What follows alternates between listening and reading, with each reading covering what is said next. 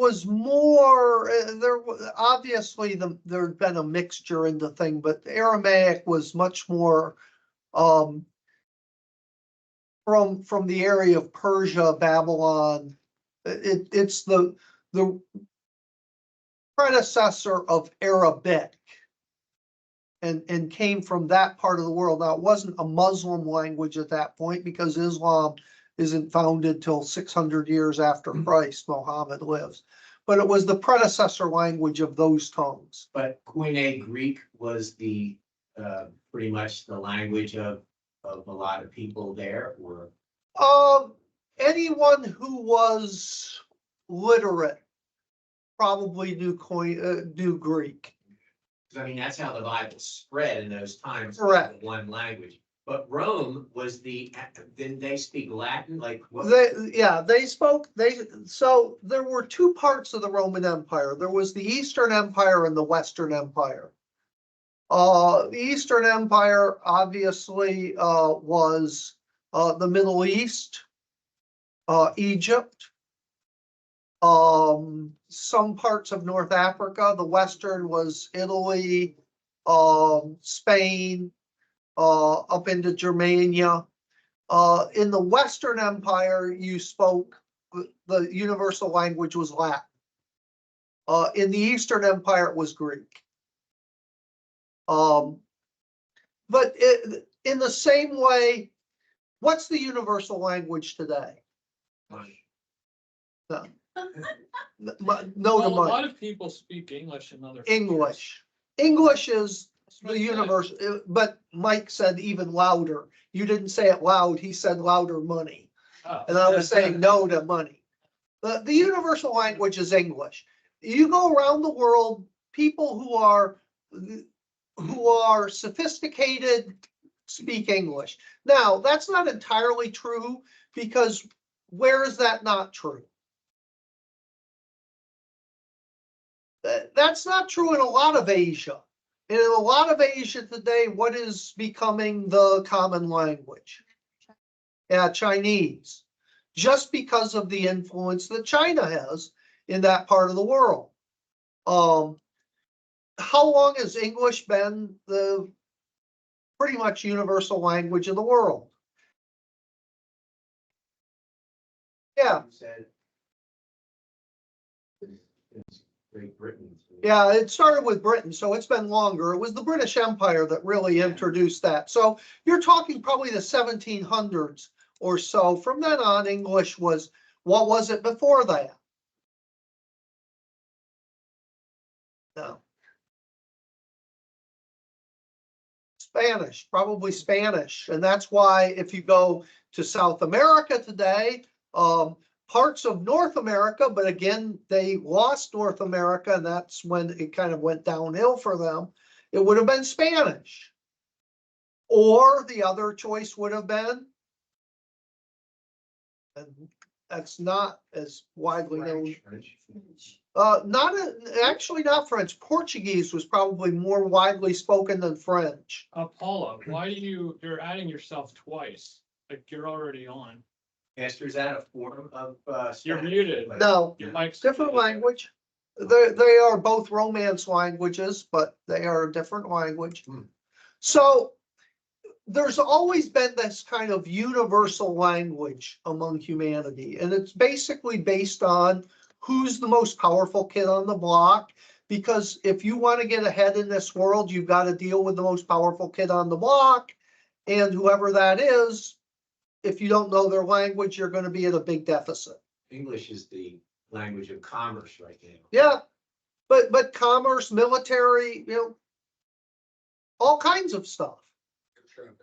Air traffic control, television, movies. And of course, those things are dubbed, but the bottom line is most movies, again, that's switching. And as our culture becomes retrograde, as our movie theaters, as our movie producers become more and more bound up in wickedness, we're losing that. And now the more successful, it's going to China, it's going to India, it's going to Japan. as being the big producers of international movies. Why is it wicked if it comes from another country? I'm saying our movie producers are just putting out this wicked garbage. Oh. Stuff like Strange World, with, a kid show with a homosexual couple at the center of it. Oh, I'm. You meant that no. because it's coming from other countries. No. I'm saying, and because of that, much of the world is just utterly rejecting. China doesn't want to see that stuff. Yeah. They won't Uh, fit in their country. No, South America, the people in South America don't want to see this garbage. South Korea is becoming a hub of family movies. So, as that happens, our movie industry is falling off the cliff. But they're David- they're jumping. Yes, they're jumping off the cliff. David wanted to go to a movie while he was up. So the four of us went to a movie. He got real cheap tickets. And we went over to Regal to see a movie, and Jeremiah couldn't fit in the seat. So they said, oh, we'll give you a refund, go to United Artists, or they're both Regals. So we went over there. They're on a Sunday, 4:00 showing, 4:30 showing. There was maybe 4 people in the theater. They didn't even have the lights on. And I'm not talking in our specific one. Yeah, but that's not a sign of the times. I've run 4 different movie theaters, and between lunch and dinner, a movie theater is empty. And the other thing is, a lot of the movies that are coming out now, like a week later, you could watch it at home on stream. I get Yeah. but the bottom line is people just don't want it because they're not watching them on streaming either. The ratings for the streaming of them are minuscule compared to what they used to be. But considering, I'm just saying, America is losing that. In another 30, 40 years, English may not be the primary language if we don't This turn is things by around. design in China, that we've taken over. Yeah. So, Well, anyway, so in that sense, people spoke Koine Greek. Now, the thing with Koine Greek is, if you spoke Aramaic, you could go through small portions of the Middle East and speak to someone and be able to communicate. But if you knew Greek, you could go anywhere in the Roman world and people would be able to understand you. Not everyone, but someone. somebody close to the highway. Right. So that became the language. If you traveled at all, you knew Greek.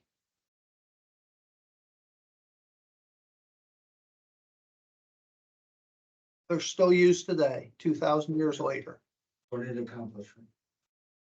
So that's, and this is a discussion I've had with Wycliffe, because what is the push of Wycliffe? To translate it into every language, and we know that's a prophecy. But isn't it interesting that in the New Testament, they didn't think about doing that? They didn't try to translate it into all the different languages of the Roman world so that people. Weren't they only going to the places where Alexander the Great had made everybody speak Greek? But Greek was not the heart language of most of those people, because Wycliffe will talk about the heart language. It was not the heart language of those people. For a person in Israel, their heart language, quote unquote, would have been. Back then? Yes, back then. Aramaic. Aramaic. Okay. That would have been the language they thought in. For the people, perhaps in Greek, but in Greece, that Greek would have been their heart language. But as they go out into the Parthian Empire and they go east into India, they're familiar with Greek. They can speak it, but it's not their heart language. But there was not a push by the New Testament people because they weren't concerned about that kind of, they were simply concerned that people hear the message. How far east? You just used the term, the New Testament. How far east did they make it? India. At least India, if not further. Now, India obviously wasn't India then, it was Parthia. But yes, and the church history is that Thomas journeyed east and was finally killed in modern day India by the Parthian Empire. Geographically, it would have been hard to get to China because of the mountains. Correct. Wasn't China also an isolated country? Oh, totally. But again, the reason is because of, there's two ways into China. What are the two ways into China? Over the mountains, Great Wall. or through Mongolia, where you've got, hordes of very violent people, who probably aren't going to allow you through. Did they have emperors back then, or was that? Yes. Yeah. Oh, yeah. So China had obstacles. Yes. China was walled off, literally. And also I think there was a desert and also a Yeah. plateau in the north too. Yeah. Oh, yeah. And then if you go even further north, you're up into Siberia, which is just so cold and frozen that, yeah.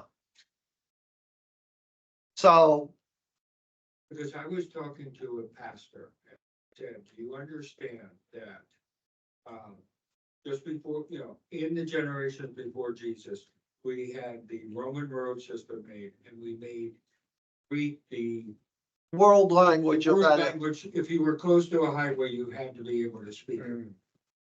So how far does the gospel go in the first century? We're talking First John here, the AD 90s. How far has the gospel spread? Do we know that it's in India?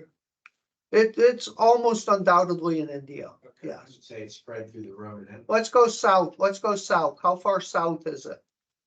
Ethiopia, We know that it's at least into Ethiopia, Right. Sudan.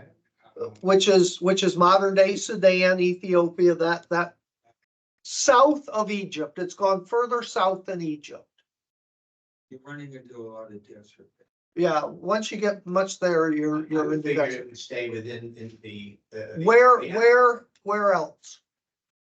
So we've gone south, we've gone east. How far west? Up In in Europe. Africa or in Europe? Either one. The Rome. To England? I doubt it made it far west in Africa. Yeah, it didn't make it super far there. I mean, Till once you later. hit Egypt, you're got the hub of. Well, along the Med, it might have, because you've got you've got modern day Libya, that whole area was the Carthage Empire, which, was whole thing. was Obviously, Rome. we know it made it as far as Rome. But how far west? Rome is not that Would it far have west. made That's it- the center of Europe. Could it have made it to Spain? It made it to Spain. And Paul, after his first release from prison, it is very much assumed that he went to Spain. He made it as far as Spain. And once again, you have mountain range in the way. So Yeah, so, how far north? Probably not that far, I would think, right? Germany with barbarian. Yeah, it doesn't make it super far north until the 3rd and 4th century. And in the 4th century, it makes it up into England and But once again, from Rome, once again, we're running into a mountain range. So Yep. it's hard in those days to cross that kind of stuff. so, so you have all of Southern Europe, a good swath of Northern Africa, all of the Middle East, and at least penetrating into Southern Asia. For the communication stuff that they had in those days, that's a massive amount of spread for 70 years. That's a massive, that's a It was massive Spread on reach. Roman roads and trade routes, and, you know, like shipping route, maybe. Paul was very, very strategic in that, though. Paul had a lot to do with that. Paul's plan for spreading the gospel was to spread hubs. And we have in the New Testament, not many of them, but we have at least one that are called encyclical letters. Does anybody know what an encyclical letter is?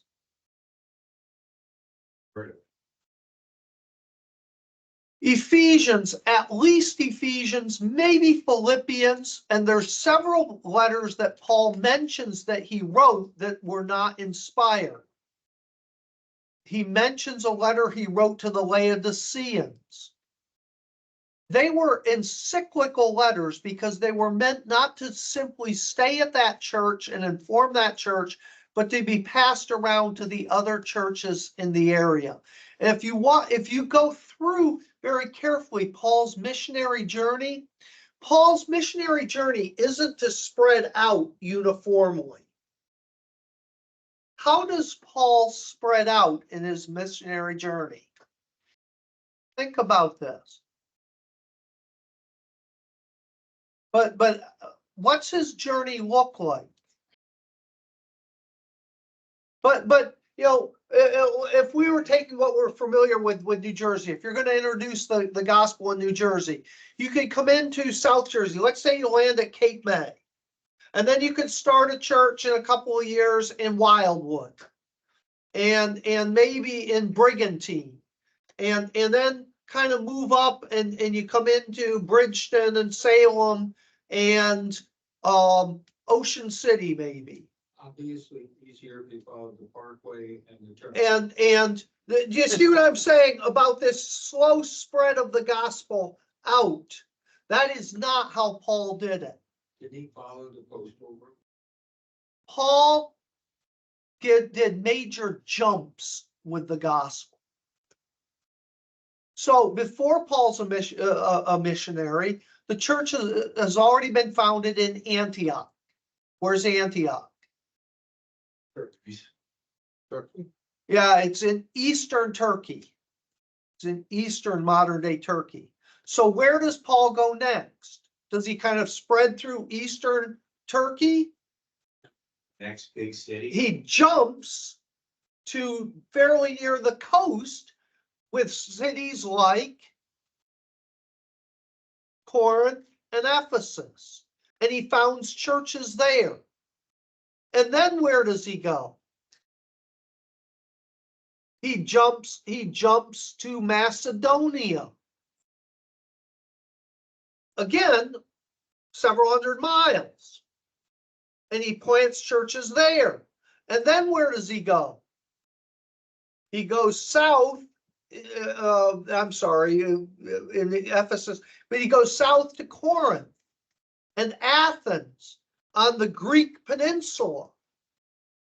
And he starts churches there. Do you see what he's doing? And then once he started a satellite church in these remote locations, then what happens? The message goes in.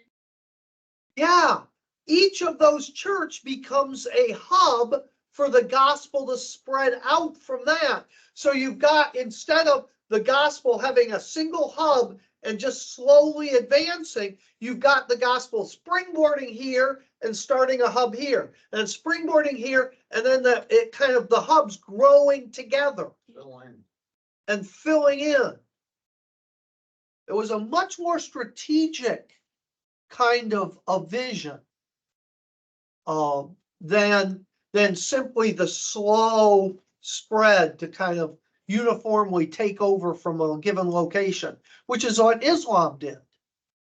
Islam was, because they used the conquer method, that they started on the peninsula there at the Saudi Arabian peninsula, and they just kind of slowly conquered their way out. But the gospel was different. It's springboard, boom, boom, boom, boom. to these various locations. And that's how it got so far. Does that make sense? And I think that tells us something. It tells us that God desires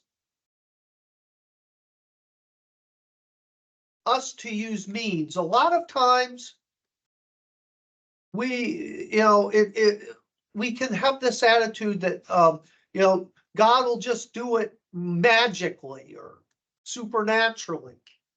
But most of the time, God uses natural means for things, correct? If I've got a struggle in my life, most of the time, how does God answer that struggle? Not by a miracle. Most of the time, it's not by a miracle.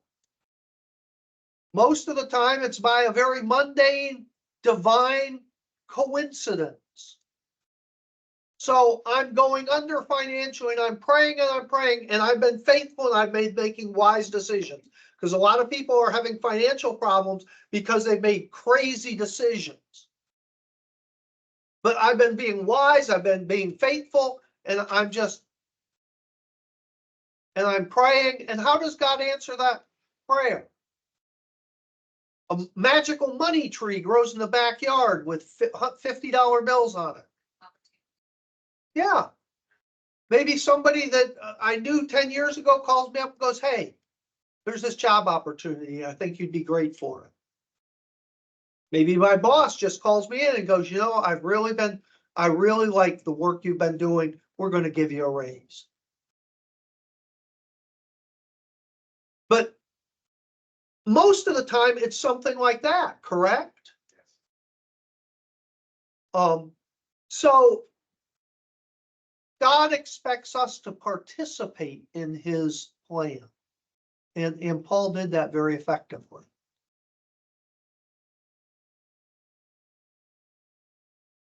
Let's go to 1 John, unless somebody has something else.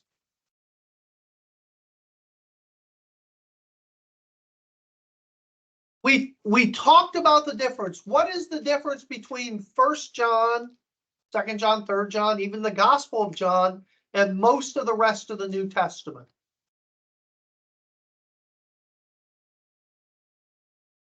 We talked about a massive difference between 1 John, 2 John, 3 John, the Gospel of John even, and the rest of the New Testament. That's true, but we talked a bunch about the background last time. But we talked about a major difference. What was the major difference? Well, 1st, 2nd, and 3rd John, and even John, about how the assurance of salvation of you being to verify, confirm that you're saved. That's all true, but we talked about very specific things last week. Yes. When Paul is writing, what is the great heresy that is afflicting the church? When Paul is writing. Legalism. Legalism. The Judaism party. If you go back to the 40s, 50s, 60s, in the Christian church, the great threat to the Christian church is legalism. And so you have books like Romans and Galatians that are dedicated to just eviscerating legalism. We all on that page? Yes. That begins to change in the 60s and 70s because a new heresy, the first Christian heresy, truly Christian heresy, is born, and that is Gnosticism. Gnosticism. And Gnosticism is nothing like Judaism or legalism. What is Gnosticism at its core?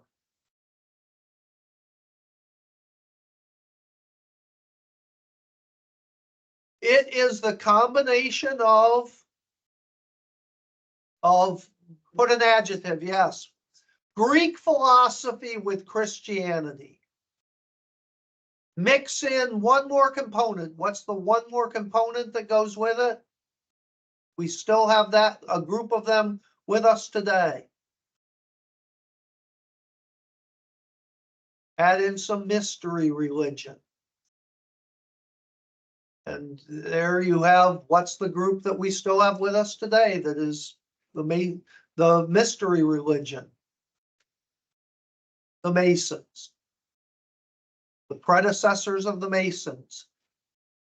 The Masons, the same kind of society that our presidents were in, like Washington and all that. I don't know. And anybody that tells you they know is either lying or is you can't trust what they're saying, because the only people that know are people that have sworn never to say. Yeah.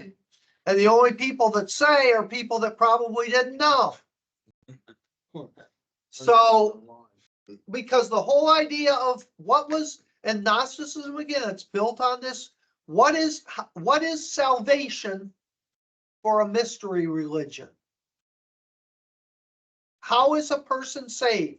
Let's draw 3 lines. Draw 3 lines down a sheet of paper. 3 columns, 2 lines. Judaism, Christianity, mystery religions. In Judaism, and the Judaism that was the heresy within Christianity, what is salvation? So put out at the edge salvation. What is salvation for the Judaizers or the legalists? Works. Keeping the law to earn God's approval.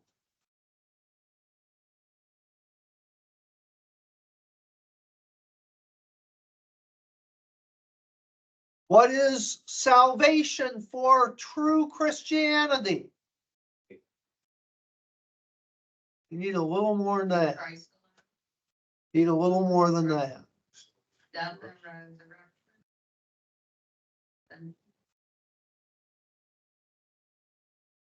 What is salvation for the true Christian? For true Christianity? New creation. And what does that mean? Change life. Repenting. Believe. So if you put that all together, Submitting to the lordship of Christ. no, I'm looking for the full concept. How would you summarize, not just in a word that somebody doesn't know? How would you summarize what it is, what salvation is for true Christianity? Lord and Savior. Faith. You're giving me little tiny phrases. If you're gonna explain that, you're gonna have to give me more than a phrase, because that's not gonna do it. I changed. Which is a phrase. The phrase. That he wasn't here. He walked in and out, both eyes open. But let's expand those from a phrase into a full sentence. So it might sound something like salvation is establishing a relationship with Jesus Christ through faith that brings forgiveness of sins and a new life. Would that be a possible contender? Now you might be able to say it. Yeah. Might not use relationship, but something in that, a surrender to the lordship of Jesus Christ through faith that brings about a changed life and repentance of sin, but basically that package. Yeah. Yeah. And that's why I said, if you put it all together, but you know, there's this whole package. It has to include lordship, it has to include faith, it has to include forgiveness, it has to include a new life. That's the teaching of the New Testament. Yeah, basically. No, because you can't summarize that in one word. That's what I thought you were looking. for. No. I don't think you realize how big some of our handwriting is. Well, you gotta learn to write a little smaller. What is salvation for the followers of the mystery religion? That's what the Mason is. It's all about memorizing. That's not enough of an answer. You're in the ballpark, but that's not enough of an answer. I agree with Sheldon. Why? It is secret knowledge. And you gotta have that word secret. Yeah, I just, Secret knowledge conveys the hidden pathway to salvation. How do I get saved?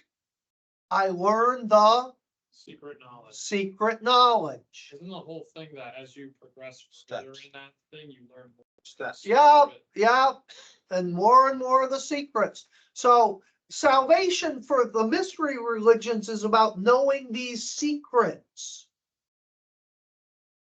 And when you reach the point where you've been inducted into all the secrets, now you have this salvation. Then the apostles saying, "Who, Lord, then can be saved?" Yeah. Fit in there very well. So let's look at who is Christ.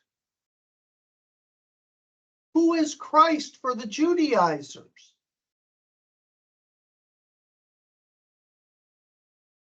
Who is? Fulfillment of their law. He hasn't come yet. He's a good teacher. He's a good teacher. Oh,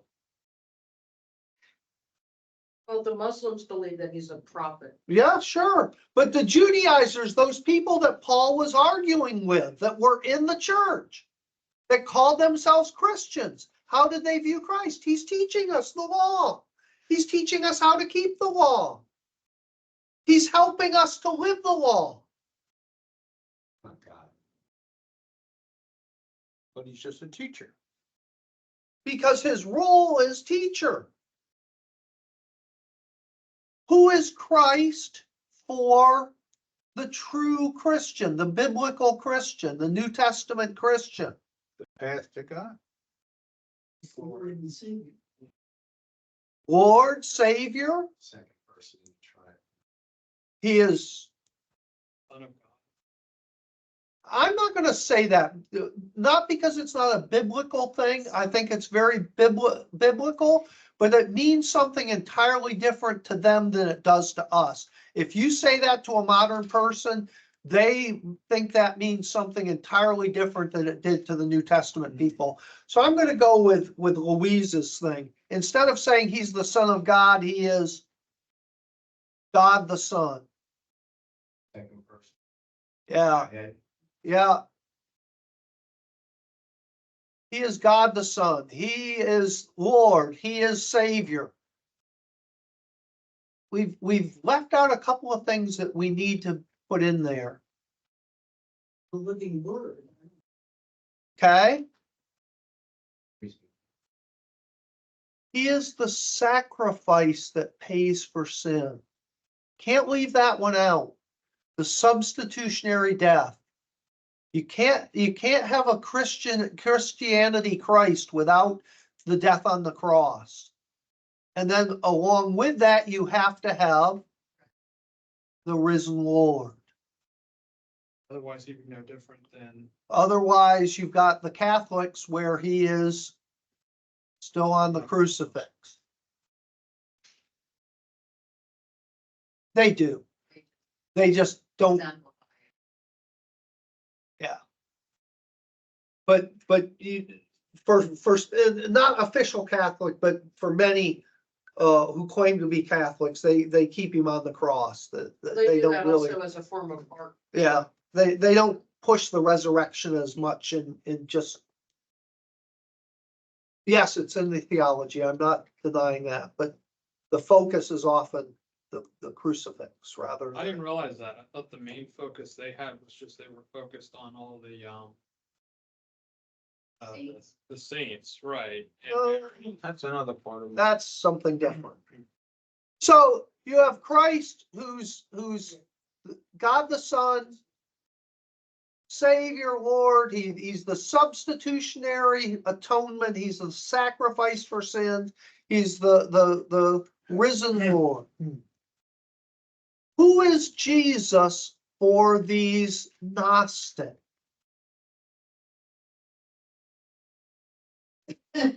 Knowledge.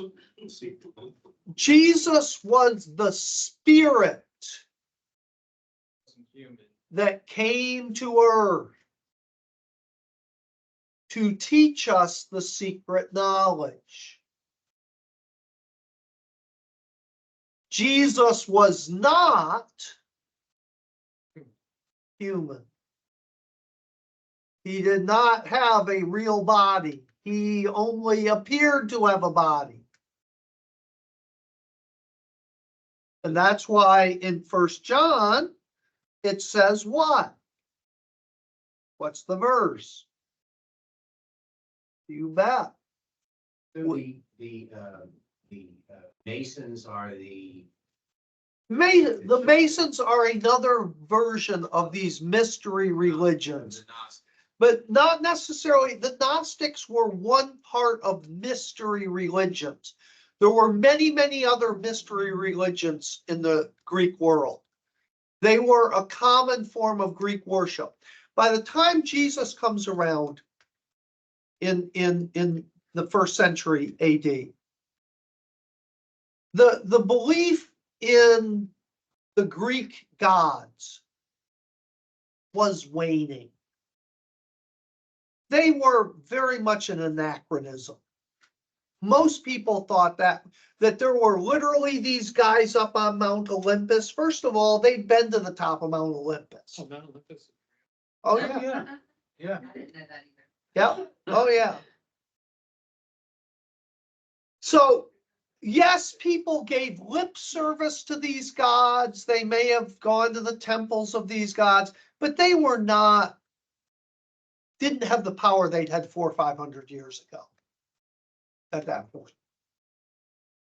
So what replaced them in the popular Greek thing, because people are worshipers, they worship idols. We're idol makers. If you don't worship the true God, you'll make one of your own up. Were these mystery religions. And they had really captured the minds of the Greek people by the time Paul is walking the roads of Greece.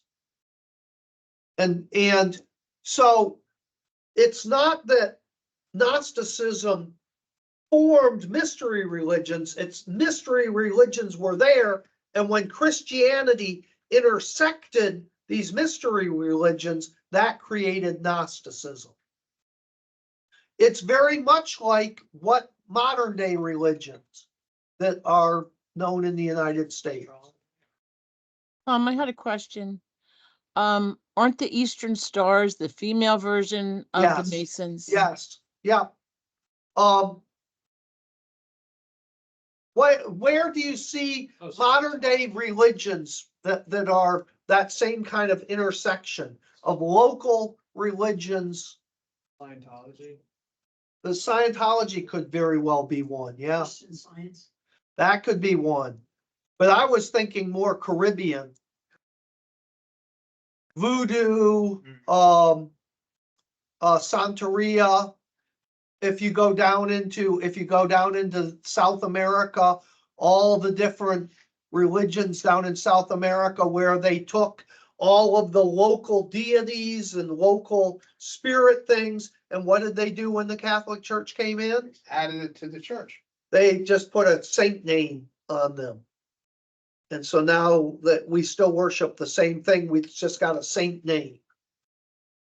Well, that's what was happening with these mystery religions. And they just took Christianity and they said, sure, Christianity fits right in with this.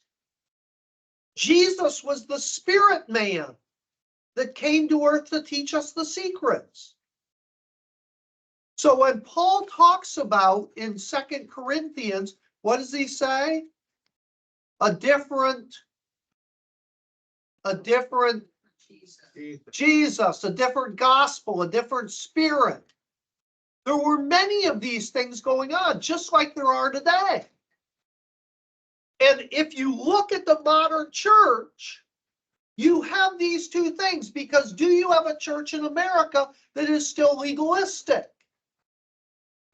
Yeah. Many. Yeah. There are, and they're not all Catholic. There are some independent Baptists that, boy, if they're not legalistic, if they don't believe in legalism, they're legalism adjacent. Right? But what's the other ditch here? See, that's what we're dealing with when we're dealing with Gnosticism. This mystic kind of religion. And you see that happening today in the church, often in the charismatic movement. But also in some of this new kind of new age evangelical movement where they talk about Jesus, but he's not necessarily the Jesus of the Bible. And that's why we have Jesuses that embrace homosexuality.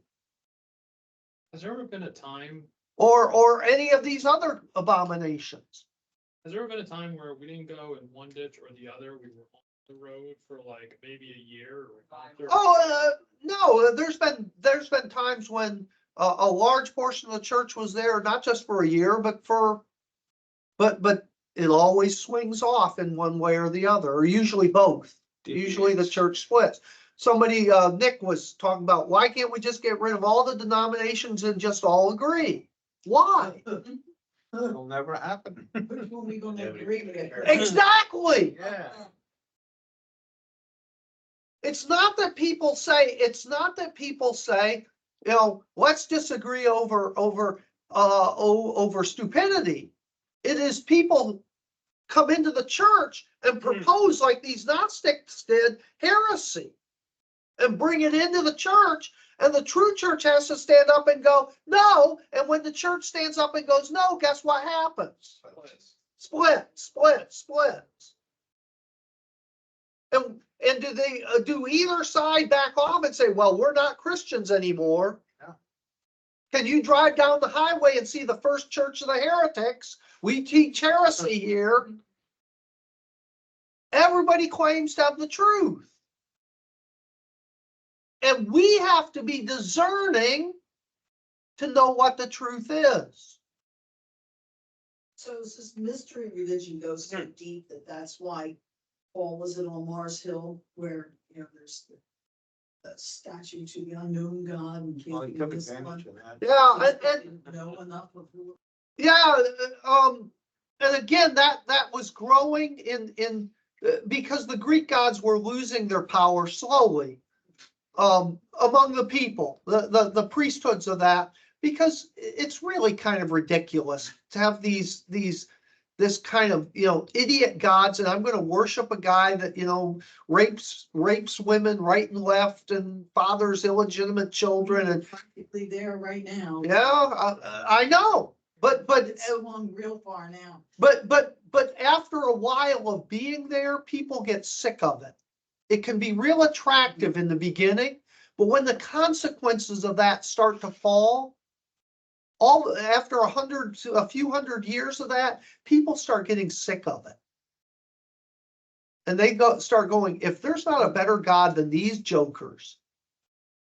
Weren't there the Hellenistic Jews, weren't they Gentiles that just got sick and tired of having 3,000 gods and stuff like that? No, the Hellenistic Jews were the other way. The God-fearers were the ones you're talking about. They converted toward Judaism. The Hellenizing Jews were the Jews that when Alexander, actually it was after Alexander, when the Seleucid Empire under Antiochus, conquered Israel and forced people to accept Greek culture as their sign of loyalty to the empire. Remember the thing from Maccabees, the pig fat? Yeah. Some of the Jews went along with that. It was cosmopolitan. It was progressive. It was new. It was exciting. What did the Greeks bring when they came in? What are the Greeks known for today? What's the big thing the Greeks are known for? The Olympics. Yeah. Which was just one game out of a multitude of them. Well, if you're going to have Olympics, what do you have to have? Athletes. And if you are going to have athletes, what do you have to have? Taters. Gymnasiums. So when the Greeks came in, they built gymnasiums and all these, and these young guys there. Boy, I'm going to go get buffed up here in the gymnasium. And you can see how that would appeal to the young people. And so you've got this whole group of Judaizers that follow after, that become Hellenistic Jews.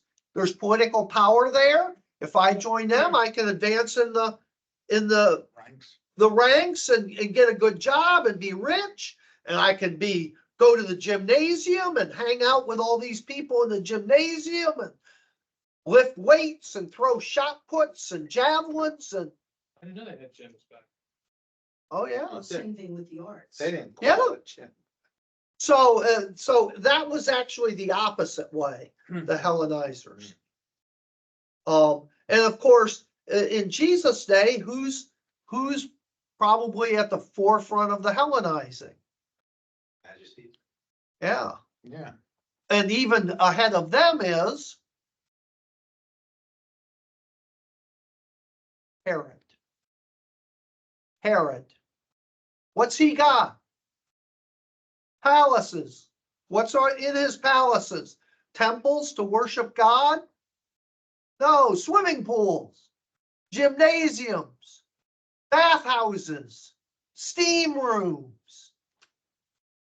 All of the stuff that went with Greek culture.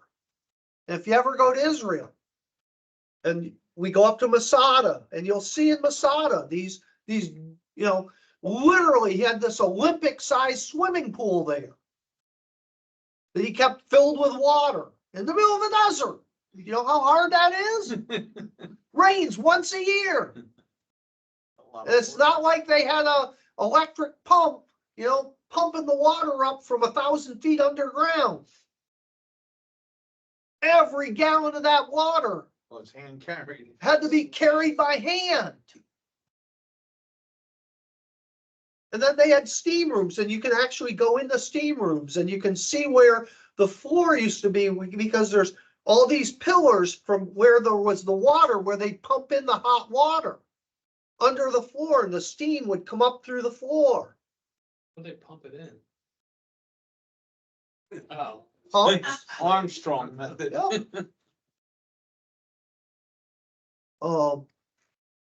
So that was where that was at. And again, you see that. Where do you see that in the church today? The reason we're doing this is not a history lesson. It's to show us, where do you see that today? The whole Joel Osteen movement. Your best life now.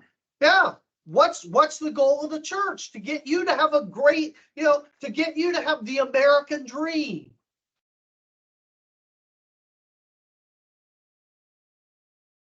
And before him, Schuler, and what was the guy up here in New York City? Yeah, Ike, all these guys, yeah. So that heresy hasn't left Christianity. And that's why we have to be absolutely so careful. And if we understand the New Testament and these big heresies that the New Testament is writing against, because they're still with us today. And they just metastasize into something a little different. They put a different package on it, but it's the same heresy. If you go into most liberal churches in America today, which are dying, but they've been dying my whole Christian life, which is 50 years, and they ain't dead yet. And they're still deceiving multitudes of people. Who's Jesus for them? Who's Jesus? He's the good teacher. How do you get saved? Oh, you know your little Sunday school things, and you know your little, and you learn your little catechism kind of things, and you go through your little rituals. Works. A lot of stuff that comes out of the mystery religions.